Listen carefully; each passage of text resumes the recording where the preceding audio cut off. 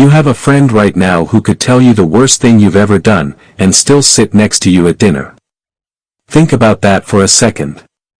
Somewhere in your phone is a name you'd call at 3 in the morning without hesitation. That kind of bond feels modern, casual, easy to take for granted. But it isn't new. It's ancient. And the people who came before you understood it with a depth that might surprise you. You probably imagine early humans as survivalists first, thinkers second. Hunting, gathering, staying alive. Friendship seems like a luxury that came later, once the danger settled down. Is that actually true, though? Archaeologist Penny Spikins at the University of York has spent years examining what prehistoric bones and burial sites actually reveal. Not myths. Not guesses. Physical evidence. She has studied skeletons of individuals who lived with severe disabilities, injuries that would have made hunting or gathering impossible, for years before they died. Someone fed them. Someone protected them. Someone chose to keep them alive long after they stopped being useful in a purely survival sense. That's not instinct. That's relationship. Spikins argues that this kind of sustained, costly care shows up far earlier than most people assume, even among Neanderthals. A Neanderthal skeleton known as Shanidar I, discovered in Iraq, belonged to a man who was blind in one eye, missing part of an arm, and likely deaf. He lived like that for years within his group. You don't keep a companion like that alive by accident. You keep him alive because he mattered to you. So here's a question worth sitting with. If friendship required sacrifice that early, what did it actually mean to the people living it? To understand that, you have to go back to how humans organize socially at all, and this is where the numbers get strange. Evolutionary psychologist Robin Dunbar, at Oxford, proposed something that still shapes how we think about social bonds today. He found a correlation between primate brain size and the size of their social groups. For humans, that number lands around 150. That's the rough ceiling on how many people you can maintain a stable, meaningful relationship with at once. 150 names. 150 faces you could trust enough to ask for help, and expect to receive it. Dunbar's research suggests that number wasn't arbitrary. It was shaped by the cognitive cost of tracking who owes who a favor, who fought with who last season, whose child needs watching this afternoon. Friendship, in this light, wasn't a soft emotional add-on to survival. It was survival infrastructure. A social ledger running constantly in the background of the ancient mind. Does that make it less romantic? Maybe. Or maybe it makes it more remarkable, because it means the warmth you feel toward a close friend evolved directly out of necessity, and somewhere along the way, necessity became affection. Now walk forward a bit, out of the caves and into the written world, because ancient humans didn't just live friendship. Eventually, they tried to define it. Aristotle, writing in the 4th century BCE, spent an enormous amount of energy on this exact question in his work known as the Nicomachean Ethics. He wasn't satisfied with a single definition of friendship. He split it into 3 distinct categories, and the distinctions still hold up disturbingly well today. The first kind is friendship of utility. You're friendly with someone because they're useful to you, a coworker, a business contact, someone who helps you move house. The second is friendship of pleasure. You enjoy their company, they make you laugh, but the bond depends on the good feeling continuing. The third, and the one Aristotle considered rare and precious, is friendship of virtue. A bond formed between two people who admire each other's character, who want good things for each other simply because of who the other person is. Aristotle believed this third kind was uncommon precisely because it required time. You cannot rush into it. You have to watch someone act with integrity, again and again, before trust like that forms. How many people in your life would Aristotle actually classify that way?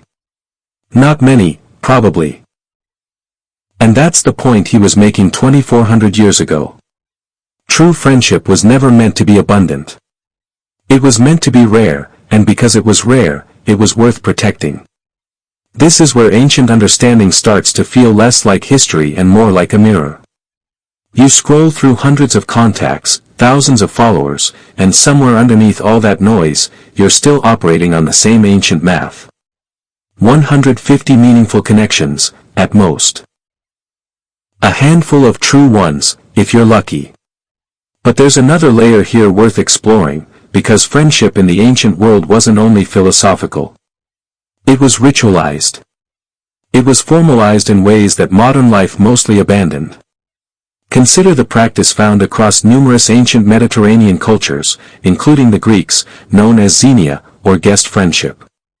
This wasn't casual hospitality. It was a sacred obligation. If a stranger arrived at your door, ancient custom demanded you feed them, shelter them, and protect them, even if you had never met before and might never meet again.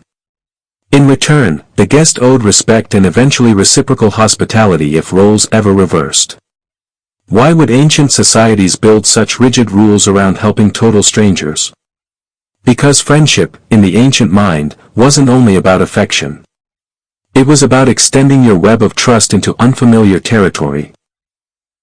A world without formal law enforcement, without insurance, without safety nets, needed something to hold it together when people traveled beyond their own tribe. Guest friendship was that glue. It meant that even hundreds of miles from home, a stranger might become an ally instead of a threat, simply because both of you honored an unspoken code. You still see traces of this today, don't you? The instinct to help someone stranded on the roadside. The reflex to offer a place to stay to a friend passing through your city. That instinct is old. Older than most of the institutions built on top of it. Let's go even further back, though, because the story of friendship doesn't start with humans who could write, or even humans who could speak in complex language. Anthropologist Sarah Blaffer Hrdy has proposed something that reframes the entire foundation of human social bonding. She argues that early humans, unlike most other great apes, relied on cooperative breeding. Mothers weren't raising children alone. Other members of the group, sometimes unrelated, helped care for infants. Hrdy calls these helpers allomathers. This matters more than it might sound like at first. If you needed other members of your group to trust you with your child's survival, and if you in turn needed to trust them, you had to develop a level of social sensitivity that went far beyond simple cooperation. You had to read intentions. You had to gauge kindness. You had to know, instinctively, who could be relied upon. Hrdy's theory suggests that this need to identify trustworthy caregivers may have been one of the original evolutionary pressures behind human empathy itself. In other words, friendship might not be a byproduct of human intelligence. It might be one of the reasons human intelligence developed the way it did. Does that change how you think about a text message from a friend checking in on you? Probably should. So where does all of this leave you, standing here in a world of instant messaging and video calls, still carrying an operating system built for small bands of foragers? It leaves you closer to your ancestors than you probably assumed. The warmth you feel sitting across from someone who knows your history, who has watched you struggle and stayed anyway, isn't some modern invention layered on top of biology. It is the biology. It's Spikins' careful hands brushing dust off a skeleton that survived years past what pure survival logic would allow. It's Dunbar's quiet mathematics explaining why your closest circle never grows past a certain size no matter how many people you meet. It's Aristotle's patient insistence that some bonds simply cannot be rushed. It's Hrdy's allomathers, trusting each other with the most vulnerable members of the group, generation after generation. None of that happened by accident. Ancient humans didn't understand friendship the way you might expect, as some primitive, simplified version of what you have now. In many ways, they understood it more precisely. They built rituals around it. They tracked its numerical limits before anyone had the language for psychology. They wrote entire philosophical systems trying to categorize its different forms. They cared for the disabled and dying not out of obligation, but because the bond itself demanded it. And maybe that's the real discovery here. Friendship isn't something civilization invented to make life more pleasant. It's something civilization was built on top of. The trust between two people, the willingness to sacrifice for someone who offers nothing measurable in return, the quiet decision to keep showing up. That came first. Everything else, the cities, the writing systems, the philosophy, the phones in your pocket right now, came after. So the next time you sit across from someone who has known you for years, who remembers who you were before you became who you are now, understand what you're actually looking at. You're not looking at a modern convenience. You're looking at one of the oldest, most carefully preserved inheritances of the human species. And that friend who could tell you the worst thing you've ever done, and still sit next to you at dinner. That isn't luxury. That's the very thing that made you human in the first place. You step to the edge of a quiet river. The water is clear. The air is still. For a moment you imagine that you have traveled back tens of thousands of years. There are no cities, no clocks, no books. Yet the people standing on the opposite bank understand something that might unsettle you. What if they knew life in a way that modern people have slowly forgotten? You might picture ancient humans as constantly struggling to survive. You imagine hunger, danger, and endless uncertainty. That picture is not completely wrong. Life was difficult. Every day demanded attention. Every mistake carried consequences. Yet survival itself forced a different relationship with the world, one built on observation, patience, and connection, rather than speed and distraction. Could that difference have shaped how you understand life today? Your own day is filled with reminders of time. A calendar tells you what comes next. A phone interrupts your thoughts. A clock divides your hours into neat pieces. Ancient humans lived by another rhythm entirely. They watched the movement of shadows. They noticed the changing wind. They remembered where the animals traveled and when the berries ripened. Their schedule was written across the landscape instead of on a screen. This was not simply a different lifestyle. It was a different way of paying attention. Every sound mattered. Every smell carried information. A broken branch might signal food. It might also signal danger. When your survival depends on noticing small changes, your mind learns to become deeply present without ever calling it mindfulness. Researchers studying people who still practice traditional hunting and gathering have noticed this remarkable awareness. Anthropologist Richard B. Lee spent years living among the Ju-Hwansi people of southern Africa. He found communities whose knowledge of plants, animals, and seasonal change reached an astonishing level of detail. Their understanding was not written in books. It lived in memory, conversation, and daily experience. Think about what that means. Every generation inherited thousands of practical lessons without schools or libraries. Children learned by watching. Adults learned by participating. Knowledge became something you lived instead of something you stored. Would you remember more if your life depended on remembering? Modern neuroscience suggests that attention shapes memory. The work of Daniel Kahneman showed how limited your attention really is. What you notice becomes the foundation of what you remember. Ancient humans had fewer artificial distractions competing for that attention. Their mental energy could remain focused on the environment that kept them alive. That does not mean they were somehow intellectually superior. Their brains were fundamentally the same as yours. The difference was where those brains were directed. Instead of processing hundreds of digital signals every hour, they processed birdsong, weather patterns, footprints, and subtle expressions on the faces of people around them. Their intelligence was constantly exercised in the real world. Now imagine waking before sunrise. The sky slowly changes color. Nobody tells you what the weather will be today. There is no forecast. You must read the clouds yourself. You must feel the humidity in the air. You must recognize the direction of the wind. Every correct observation increases the chance that your family will eat.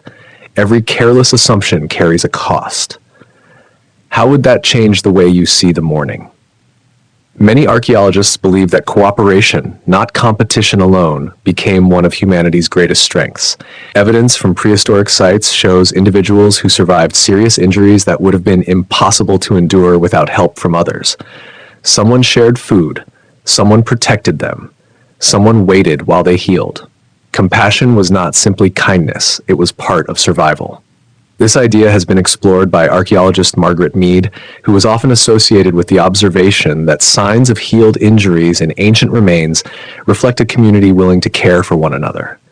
Whether or not every version of that famous story is historically precise, the broader archaeological evidence supports an important truth. Humans survived because they rarely survived alone. That truth still follows you today, even if it is easier to overlook. Every meal you eat depends on countless strangers. Every road you travel was built by people you will never meet. Independence feels powerful, but your life is woven into the efforts of others in ways that are almost invisible.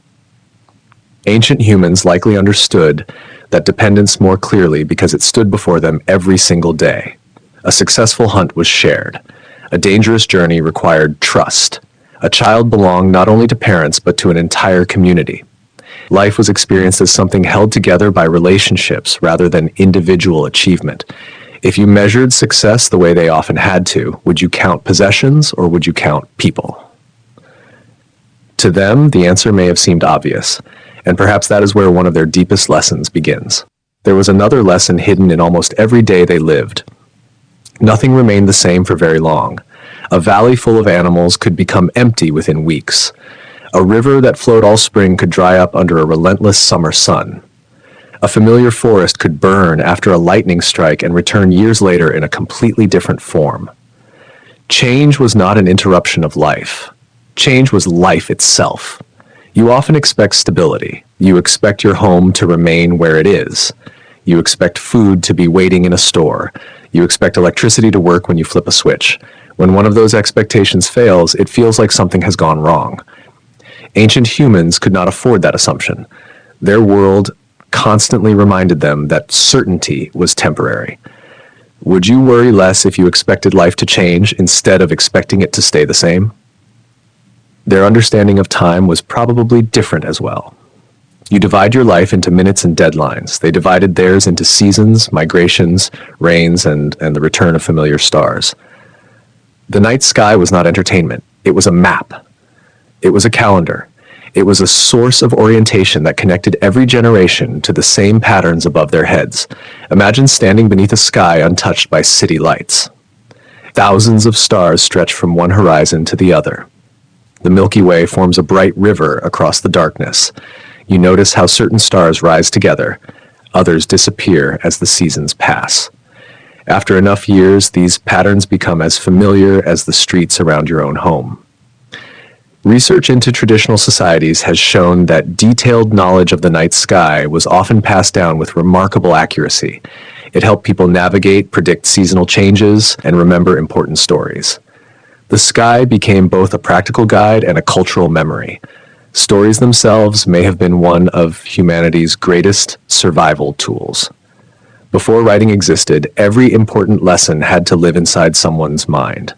A dangerous river, a poisonous plant, the route to fresh water, or the behavior of a powerful predator could all be remembered through stories that were easier to recall than isolated facts. Cognitive scientist Merlin Donald has argued that storytelling played a central role in the evolution of human culture because it allowed knowledge to be preserved and transmitted across generations long before books existed. A story does more than entertain you. It organizes information into something your brain naturally remembers. Think about the stories you still remember from childhood. You may have forgotten hundreds of school lessons, but many stories remain vivid decades later. Ancient humans likely understood this power through experience, even if they never explained it in scientific terms. They also lived with uncertainty in a way that modern life rarely demands. A hunting expedition might succeed brilliantly or fail completely. Weather could change without warning. Illness might appear suddenly. Instead of believing they controlled everything, they learned to prepare carefully while accepting that some outcomes would always remain beyond their control. That attitude resembles an idea psychologists study today. Research on resilience consistently finds that people cope better with uncertainty when they focus on what they can influence instead of obsessing over what they cannot. Ancient humans did not read research papers about resilience.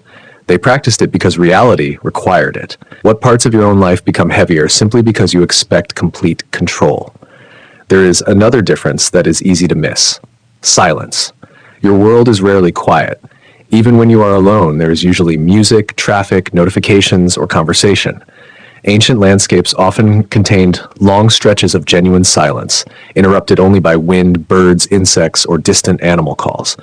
In such an environment, silence was not empty, it was information. A sudden absence of birdsong might signal that a predator was nearby. A strange sound in the darkness deserved immediate attention. Your brain evolved in those environments. Some neuroscientists believe this helps explain why natural sounds can feel deeply calming today. They match conditions under which your ancestors spent most of human history. The work of researchers such as Stephen Kaplan on attention restoration suggests that natural environments help replenish mental focus after prolonged cognitive effort. The landscapes that shaped your species may still shape your mind in subtle ways. Perhaps this is why a walk through a forest often feels different from walking through a crowded shopping district. One environment asks your attention to scatter, the other gently gathers it. Ancient humans probably did not separate themselves from nature in the way many people do today. They were not visitors to the natural world. They were participants within it. Every tree, river, animal, and changing season formed part of the same living system on which their own existence depended. That perspective did not eliminate hardship. Predators were real. Hunger was real. Disease was real. Yet even danger taught a lesson. Life demanded respect rather than domination. If you believed you were part of nature instead of standing above it, how differently would you treat the world around you? Little by little, you begin to see that ancient humans may have understood something profound. Life was not a puzzle to solve once and for all. It was a relationship to maintain every single day. And that relationship began with paying close attention to the land, to other people, and to the quiet voice of experience. There is one final lesson that may be the most important of all. Ancient humans almost certainly knew that life could end without warning. A fall from a cliff, a venomous bite, a harsh winter, a failed hunt. Death was not hidden behind hospital walls or distant headlines. It was visible. It was familiar. And because it was familiar, life itself may have felt more precious. That does not mean they spent every day afraid. Quite the opposite. Many anthropologists have observed that traditional hunter-gatherer societies often devote significant time to conversation, storytelling, music, dance, and play whenever immediate survival needs have been met. These moments were not distractions from life. They were life. Could it be that happiness was never meant to wait until every problem disappeared? You often tell yourself that you will relax after the next deadline, after the next promotion, after saving a little more money, or after solving one more problem. Yet another challenge always appears. Ancient humans could not postpone living forever. Tomorrow was never guaranteed. Their celebrations happened in the middle of uncertainty, not at the end of it. Psychologist Martin Seligman has spent decades studying well-being and has shown that a meaningful life depends on more than comfort or pleasure. Relationships, purpose, engagement, and contribution matter deeply. Although ancient humans never used these scientific terms, many of their daily activities naturally included them. Hunting required purpose, gathering required attention, raising children required cooperation, storytelling created meaning, community strengthened identity. Another remarkable aspect of their lives was curiosity.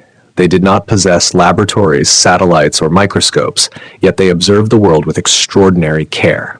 They learned which plants healed and which poisoned.